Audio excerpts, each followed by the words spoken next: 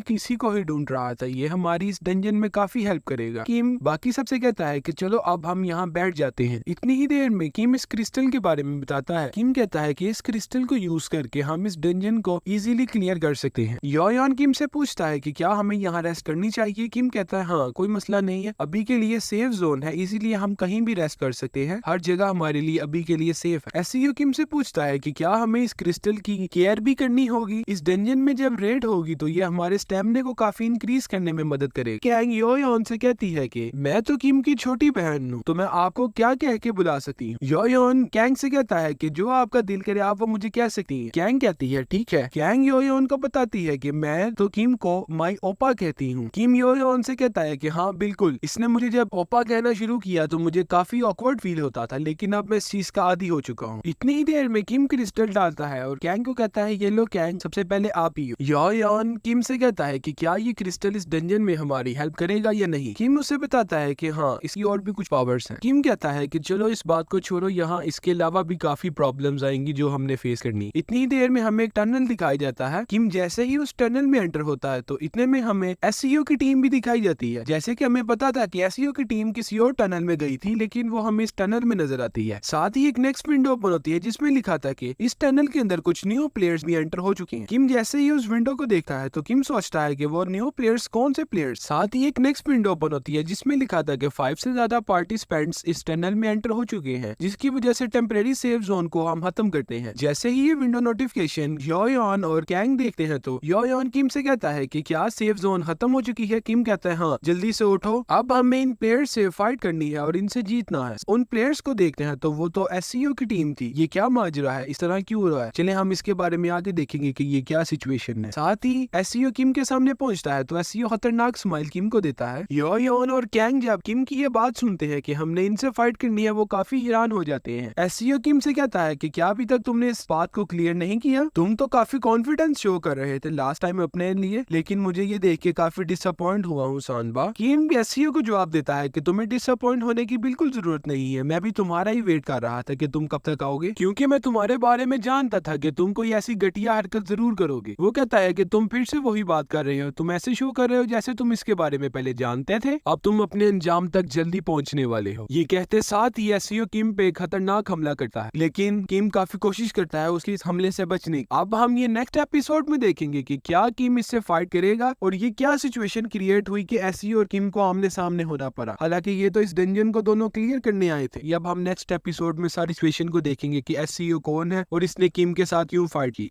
जैसे कि हमने लास्ट एपिसोड में देखा था, किम कोशिश कर रहा था इस क्रिस्टल को खत्म करने की, लेकिन किम इसे डिस्ट्रॉय करने में अब कामयाब हो चुका था। हम देखते हैं कि हमें किम अब काफी थका नजर आ रहा था। इतनी देर में हमें किम का हाथ दिखाया जाता है। योयान और कैंग भी उसके हाथ पे काफी फोकस कर रहे थे। किम का हाथ अब काफी जख्मी हो चुका था। किम कहता है कि ये तो मेरी सोच से भी ज्यादा मुश्किल था, लेकिन मैंने इसे कर दिखाया। इतनी देर में एक विंडो ओपन होती है जिसमें मेंशन था कि इस डंजन को क्लियर करने के लिए 2 क्रिस्टल्स को क्लियर करना होगा। अभी आपने एक क्रिस्टल को क्लियर किया है। नेक्स्ट विंडो में मेंशन था कि नेमलेस ऑब्जर्वर आप में काफी इंटरेस्ट ले रहे हैं, विस्परिंग डेविल आपसे काफी डिसअपॉइंट हुए हैं। किम के हाथ में अब उस क्रिस्टल को खत्म करने के बाद जो एनर्जी थी वो किम के हाथ में इस बोतल में आ चुकी। किम कहता है कि मुझे लगता है ये जो डेविल बास्टर है ये चाहता है कि मैं मर जाऊं। किम अब उस क्रिस्टल को पी रहा था ताकि वो अपने आप को रिकवर करे और मोर पावर्स को गेन करे। योयान किम से कहता है कि बिग ब्रो, स्मोक इतनी ज्यादा थी कि मुझे आप नजर नहीं आ रहे थे, लेकिन आपने इस क्रिस्टल को कैसे डिस्ट्रॉय किया? किम कहता है कि आपको याद है स्टैचू ऑफ मॉन्ड्रा ने मुझे ग्लव दिए थे, उसे यूज करते हुए मैंने इस पॉइजन को भी रोका और इस क्रिस्टल को भी क्लियर किया। योयान किम से पूछता है कि क्या आप जानते थे कि ये जो ग्लव्स हैं ये आपको इस क्रिस्टल के पॉइजन से बचाएंगे? किम कहता है हाँ बिल्कुल, मैंने इस आइटम की डिस्क्रिप्शन में मेंशन सब बातों को पढ़ा था, तो इसमें मेंशन था कि ये ग्लव्स आपको पॉइजन से बचाएंगे। योयान किम से पूछता है कि क्या आपने डिस्क्रिप्शन पढ़ी थी? किम कहता है हाँ। योयान कहता है जबरदस्त, आपने डिस्क्रिप्शन पढ़ा जिससे आपकी काफी हेल्प हुई। किम कहता है कि चलो अब हमें आगे मूव करना है। योयान और कैंग इसे देख रहे थे काफी हैरानगी से कि अब हमें आगे भी जाना है। इतनी देर में हम देखते हैं कि किम अब आगे बढ़ चुका था। किम योयान और कैंग से कहता है कि मैंने पहले क्रिस्टल को खत्म किया है, अब बाकी क्रिस्टल जो रह गया है उसे क्लियर करना मेरे लिए काफी इजी है। इतनी देर में हम देखते हैं कि सीनिया भी वहाँ मौजूद थी और सीनिया किम की बातें काफी केयरफुली सुन रही थी। इतनी ही देर में किम दूसरे क्रिस्टल के पास पहुंच चुका था और सीनिया भी इस सीन को काफी गौर से देख रही थी। किम ने अब उस मॉन्ड्रा ग्लव्स को एक्सेस कर लिया। अब किम उसकी तरफ बढ़ता है जिसके अंदर मेंशन था कि एक एनोनिमस गार्डियन भी इस चैनल में एंटर हुए हैं और आप में काफी इंटरेस्ट ले रहे हैं। सीनिया सोचती है कि किम को तो जरा भी एक्सप्लेन करने की जरूरत नहीं पड़ी कि इस डंजन को कैसे क्लियर करना है। वो ही इतना सेंसेबल है कि उसने हर चीज को सेंस करके और इजीली इन डंजन को क्लियर कर लिया है। नेक्स्ट विंडो में मेंशन था कि एक और गार्डियन इस चैनल को यूज करते हुए इस डंजन में एंटर हुए हैं और किम की स्ट्रेटजीज को देख रहे हैं। जैसे ही किम आगे बढ़ता है उस क्रिस्टल को खत्म करने के लिए, तो क्रिस्टल एक पॉइजन गैस को रिलीज करता है, लेकिन किम अब काफी एक्सपीरियंस्ड हो गया था, इसीलिए किम अब आगे बढ़ता है और उस क्रिस्टल को जल्दी से होल्ड करता है डिस्ट्रॉय करने के लिए। साथ ही किम उस क्रिस्टल को डिस्ट्रॉय कर देता है। नेक्स्ट विंडो ओपन होती है जिसमें मेंशन था कि ये डंजन अब कम्प्लीटली क्लियर हो चुका है और अब इसे सील कर दिया गया है। अब इसमें से कोई भी मॉन्स्टर अब शहर में नहीं आ सकता और हम देखते हैं कि अब उस डंजन के अंदर कुछ लॉक्स लग चुके थे जिनकी वजह से अब मॉन्स्टर शहर में दाखिल नहीं हो सकते। इतनी देर में सीनिया निकलती है और सीनिया किम से कहती है कि आपके लिए अब कुछ रिवॉर्ड्स हैं। किम कहता है कि अब ये रिवॉर्ड्स काफी स्पेशल होने चाहिए क्योंकि डंजन अब खत्म हो चुका है। सीनिया कहती है कि हाँ बिल्कुल कुछ स्पेशल रिवॉर्ड्स हैं जो कि आपकी टीम के हेड को अलॉट किए जाएंगे। सीनिया किम को बताती है कि आपको इन रिवॉर्ड्स में से कोई एक रिवॉर्ड चूज करना हो। किम के सामने एक विंडो ओपन होती है जिसमें मेंशन था कि आप 3.75 kg गोल्ड ले सकते हैं, रिकवरी एक्सिलिया टाइप ए ले सकते हैं, रिकवरी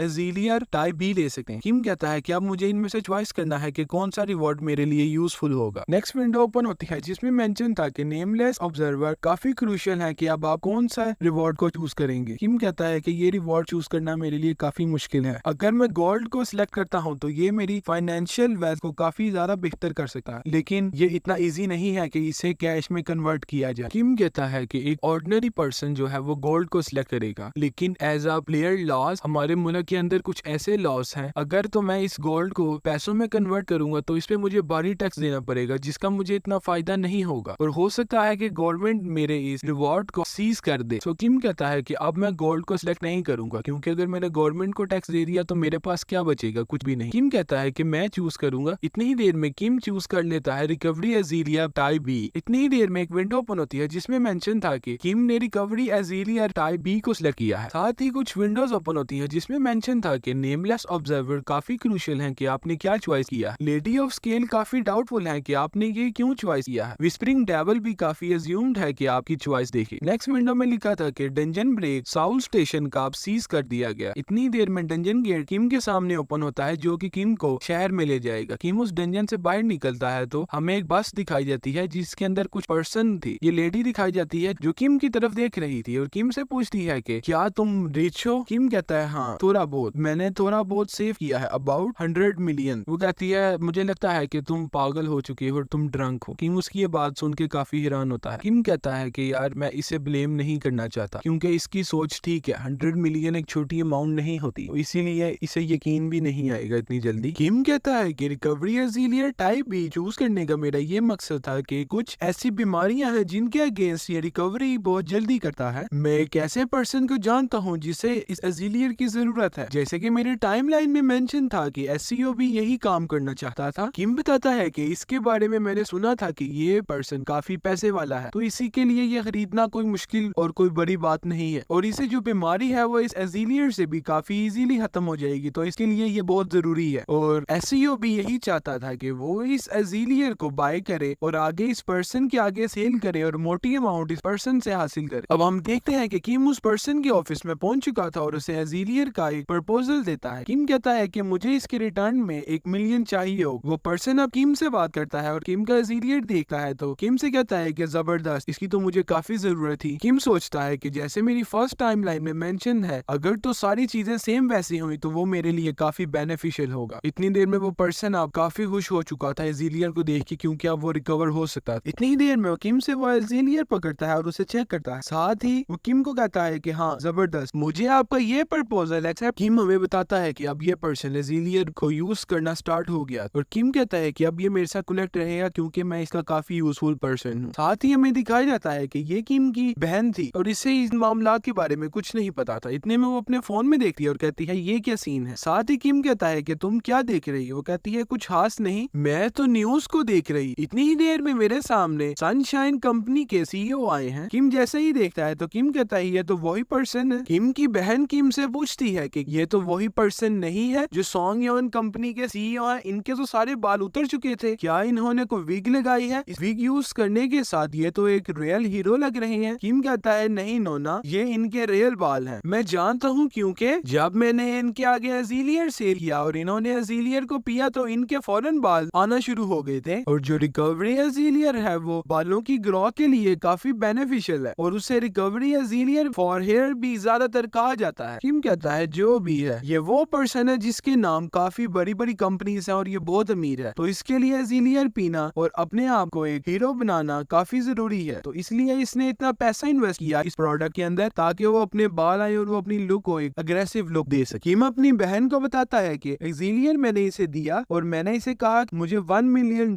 और एक पैसिफिक अपार्टमेंट चाहिए और उसने मेरी ये डील को एक्सेप्ट कर ली। उसके साथ साथ मैंने उसे कहा कि मैं गैंग को भी अडॉप्ट करना चाहता हूँ ताकि मेरी फैमिली और मेरी बहन का भी दिल लगा रहे और वो लड़की भी काफी ज्यादा ईमानदार है और काफी अच्छी लड़की है। तो उसने इसके बारे में भी कहा कि ठीक है, मैं इसमें भी कुछ करता हूँ कि वो आप लोगों के साथ रहना शुरू कर दे। किम अपनी बहन से कहता है कि चलो अब हमें यहाँ से जल्दी से जाना है और मुझे अब एक न्यू हाउस को बाय करना। अब वक्त आ चुका है कि मैं अपनी फैमिली को एक अच्छी लाइफस्टाइल दूं। उसकी बहन कहती है कि ठीक है व्हाटएवर। इतने में देर में वो बाहर देखती है तो उसे एक ब्लू लाइटनिंग सर्कल दिखाई देता है। उसे नहीं पता था, लेकिन आप लोग तो जानते हैं ये एक डंजन गेट है। किम कहता है कि मैं आज ही अपनी फैमिली को उस घर में शिफ्ट करना चाहता हूँ, तो अभी यहाँ से उतर के मैं घर ही बाई करने जाऊंगा। साथ ही हम देखते हैं कि उस डंजन के पास कुछ लोग खड़े उसे देख रहे थे और कुछ लोग उसे इग्नोर करके वहाँ से जा रहे थे। इतने में हम एक लड़की को देखते हैं जो उसे काफी हैरानगी से देख रही थी और वो उसे देख के काफी शॉक थी कि ये क्या चीज है। इतनी ही देर में किम अपने सामने देखता है तो किम काफी शॉक था। किम कहता है मैं अभी तो आया हूँ, अब मैंने अपनी फैमिली के साथ डिनर पे जाना था और थोड़ा टाइम स्पेंड करना था, लेकिन ये क्या ओपन हो गया है। साथ ही किम बताता है कि ये तो एक फ्लैश गेट है। साउथ स्टेशन डंजन को बंद हुए अभी इतना टाइम तो नहीं हुआ था कि साथ ही ये गेट ओपन हो चुका है। लेकिन ये लड़की स्टिल अभी भी उसे काफी हैरानगी से देख रही थी। किम उस लड़की को देखता है और कहता है कि ये कौन लड़की है, ये तो मुझे शीन लग रही है।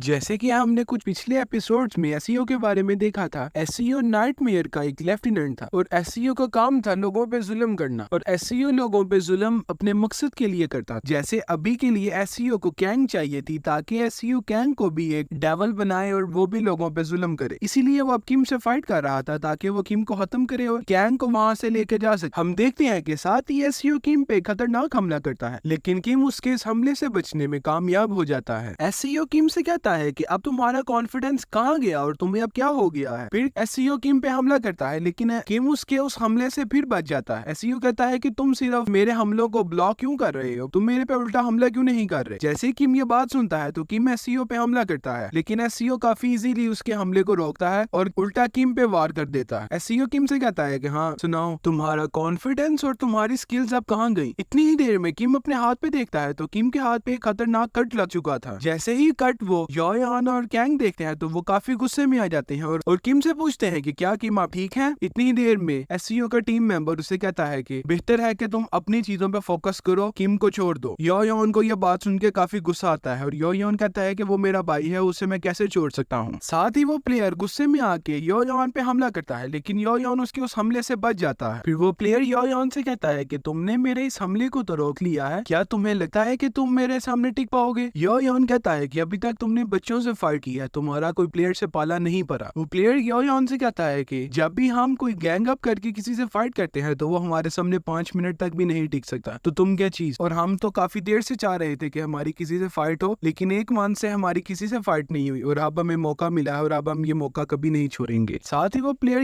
योयान से कहता है कि अगर तुम इस लड़की को हमारे हैंड ओवर कर दो अभी तो हम तुम्हें छोड़ देंगे। माना कि तुम पंच मारने में बहुत एक्सपर्ट हो और तुम्हारा पंच भी काफी खतरनाक है, लेकिन क्या तुम्हें लगता है कि तुम हम सबको हैंडल कर सकते हो। किम उनकी ये बातें सुन रहा था। एसईओ किम से कहता है कि अब ये गेम मेरे लिए बोरिंग हो रही है, क्या तुम डिफेंड करने के अलावा कुछ और नहीं कर सकते। मुझे लगता है तुम्हारा लेवल सिर्फ मॉन्स्टर से फाइट करने का है, तुम किसी प्लेयर से फाइट नहीं कर सकते। तुम मुझे एक कंप्लीट नूब लगते हो क्योंकि तुम किसी प्लेयर से फाइट कभी कर ही नहीं सकते। किम जैसे ही उसकी ये बात सुनता है तो किम अब काफी गुस्से में आ चुका था और किम उसे कोई जवाब नहीं देता। इतनी देर में एक विंडो ओपन होती है जिसमें लिखा था कि विस्परिंग डेविल जो है वो आपकी इंसल्ट होते देख के काफी एंजॉय कर रहा है। साथ ही एसईओ किम से कहता है कि बदकिस्मती से जब भी मैंने किसी प्लेयर पे हमला किया है तो वो मेरे इस हमले से कभी नहीं बच पाया। तुमने अभी तक अपना डेविल मोड क्यों नहीं एक्टिव किया। मैं चाहता हूँ कि तुम उससे एक्टिव करो ताकि मुझे तुमसे फाइट करने में भी मजा आए। इतनी देर में उससे ये बात सुन के काफी गुस्सा और वो कहता है कि क्यों नहीं, अब तो मुझे तुम्हें मारने में भी काफी मजा आए क्योंकि अब मैं चाहता हूँ कि मैं तुम्हारे इस गुरूर को तोड़ दूं। किम कहता है कि अब मैं लास्ट टाइम तुमसे ये बात पूछ रहा हूँ, अगर हम कैंग तुम्हारे हैंड ओवर नहीं करते तो क्या तुम हमें मार डालोगे। एसईओ किम से कहता है कि हाँ, अगर तुम कैंग को मेरे हवाले कर देते तो मैं तुम्हें छोड़ देता, लेकिन अब नहीं, अब मैं तुम्हें भी खत्म करूंगा और तुम्हें खत्म करने के बाद इस लड़की को अपने साथ ले जाऊंगा। इतनी देर में एसईओ क्रीपी स्माइल करता हुआ अपने डेविल मोड एक्टिव करके किम की तरफ भागता है। हम देखते हैं कि किम वहाँ काफी इजी खड़ा था। अब ये हमें नहीं पता कि किम इतना इजी क्यों है। किम उसकी तरफ देख रहा था और ये फील कर रहा था कि अब इसका डेविल मोड ऑन हो गया है। इतनी ही देर में वो किम पे हमला करता है, लेकिन किम उसके हमले से बचता है और साथ ही क्रिस्टल पोर्टल से उस पे हमला करता है। किम के उस हमले की वजह से उसके मुंह से खून निकलना शुरू हो गया था। इतनी देर में एसईओ चिल्लाता है। किम कहता है याद आया कि तुम क्या कह रहे थे मेरे बारे में। योयान और गैंग इस सीन को देख के काफी शॉक थे कि किम ने ये कैसे किया। किम कहता है अभी तो मैंने कुछ किया ही नहीं है, ये तो सिर्फ इसकी एक्शन का मैंने रिएक्शन दिया है। 1 घंटा होने को था अभी तक ये इस पाथ में एंटर नहीं हुए थे। ये प्लेयर एसईओ से कहता है कि क्या हम इस पाथ के अंदर एंटर नहीं होंगे, हमें तो एडमिनिस्ट्रेटर ने बताया था कि हमने इन पाथ को क्लियर करना है। एसईओ से कहता है कि मैं इन पागलों को मारे बगैर यहाँ से बिल्कुल भी नहीं जाऊंगा। अब मैं सबसे पहले किम की गर्दन उतारूंगा और इस बच्चे को अपने साथ यहाँ से लेके जाऊंगा। हम देखते हैं एसईओ अपने बाकी टीम मेंबर से कह रहा था कि तुम योयान को खत्म करके इस बच्ची को अपने काबू में करो, तब तक मैं किम को खत्म करके आता हूँ। अब इससे कोई फर्क नहीं पड़ता कि किम कितना कॉन्फिडेंट है, लेकिन वो मेरा कुछ भी नहीं उखाड़ सकता। इतनी देर में ये प्लेयर किम से कहता है कि मुझे लगता है कि सॉनबा काफी स्किलफुल है, तो क्या ये हमारे लिए रिस्की नहीं हो सकता? एसईओ उस प्लेयर से कहता है कि बिल्कुल भी नहीं। तुमने देखा नहीं था ये यॉर्क का कैसे शिकार कर रहा था? ये सिर्फ मॉन्स्टर्स को किल करने जोगा है, ये किसी प्लेयर को नहीं खत्म कर सकता। मैंने इसके स्टैट्स देखे हैं, इससे बेहतर स्टैट्स तो हमारे हैं। तुम्हें असल फिक्र योयान की करनी चाहिए क्योंकि वो काफी खतरनाक प्लेयर है। अब तुम लोग जाओ और तुम योयान को हैंडल करो और उसे खत्म करो और उस लड़की को मेरे पास लेकर आओ, तब तक मैं इसे खत्म कर। किम ये बातें सुन के अब काफी गुस्से में आ चुका। इतनी ही देर में एसईओ जाता है और किम पे हमला करता है, लेकिन पिछले हमलों की निस्बत किम का ये वार काफी ज्यादा खतरनाक था। उस वार की वजह से एसईओ के अब हाथ में भी चोट लग चुकी थी। एसईओ जैसे देखता है तो एसईओ साथ ही कहता है कि इसका फाइटिंग स्टाइल एकदम कैसे चेंज हो गया, क्या इसके स्टैट सडनली इंक्रीज हुए हैं? जैसे ही ये प्लेयर देखता है कि उसने एसईओ पे काफी खतरनाक हमला किया है, तो ये साथ ही किम पे तीर चलाने लगता है। जैसे ही योयान देखता है तो योयान उसकी तरफ भागता है और उस पे जाके हमला करता है और उससे तीर चलाने से रोकता है। इतनी देर में एसईओ के दूसरा टीम मेंबर था, वो चिल्लाता हुआ आता है। वो कहता है कि क्या तुमने मुझे इग्नोर कर दिया था? वो भागता हुआ आता है और वो योयान पे काफी खतरनाक तलवार से हमला करता है। इतनी देर में हम देखते हैं कि कैंग उसके आगे आके अपनी प्लैटिनम शीट को एक्टिव कर लेती है, जिससे वो इसके हमले को काफी इजीली रोक लेती है। बाकी प्लेयर्स ये देख के काफी हैरान होते हैं कि इस छोटी सी बच्ची ने इस वार को कैसे ब्लॉक कर ली। वो योयान से कहती है कि क्या योयान आप ठीक हैं? योयान कहता है आपका बहुत शुक्रिया। हम देखते हैं योयान उस प्लेयर पे काफी खतरनाक पंच मारता है और वो प्लेयर दूर जाके गिरता है। ये प्लेयर जल्दी से अपने दूसरे मेंबर को कहता है कि जल्दी से